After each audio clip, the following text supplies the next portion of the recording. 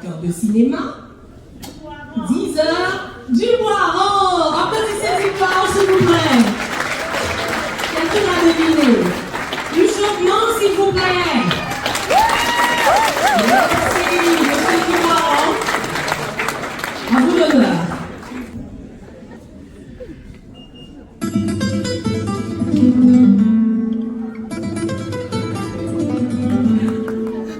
Quelle est cette trilogie, mixture de plusieurs tribus, transportés sur une terre inconnue pour être vendus, tous nus, hommes et femmes, pendant des siècles à travers le voyage triangulaire de l'Afrique à l'Europe et de l'Amérique.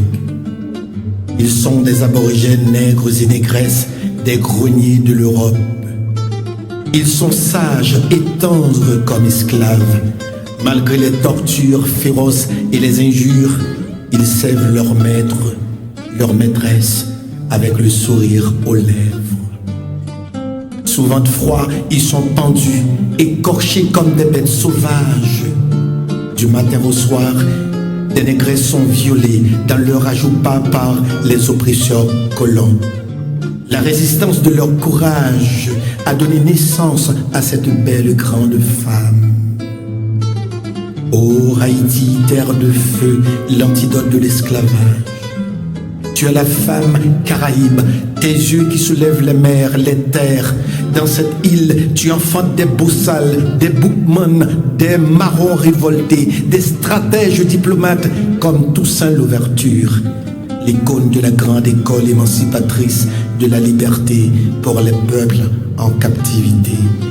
Des vaillants guerriers, le général Jean-Jacques Dessalines, Christophe, Rigaud, Broyer, Capois-la-Mort, Pétion, Giffrard, qui par leur génie militaire ont emmené ce petit coin de terre à l'émergence de l'indépendance du premier peuple noir, 1er janvier 1804. Des avant-gardistes femmes, Sanit Belair, Catherine Flonclair heureuse, qui résistent sous le feu des canons dans les sanglantes batailles à Vertières, à la Ravine à Couleuvre et à la butte Charlier. Ton histoire, ton épopée façonne les opprimés à la recherche de leur liberté. Tu t'es battu de partout pour le bonheur des autres, à Samana pour la gloire des États-Unis d'Amérique, au Venezuela pour la victoire de Simon Bolivar. Tu as tendu la main à l'Équateur, la Colombie, le Salvador et la Dominicanie. Malgré, tu as été pillé, spolié par les Européens racistes prétendant le maître de l'humanité à la recherche des richesses. Tu gardes encore ta beauté angélique en poursuivant la route de ton destin. En 1949, tu étais le charpentier de la Déclaration universelle des droits de l'homme. Tu as emmené Israël et la Libye à la grande assemblée de l'ONU. Dis-moi, où est ta place?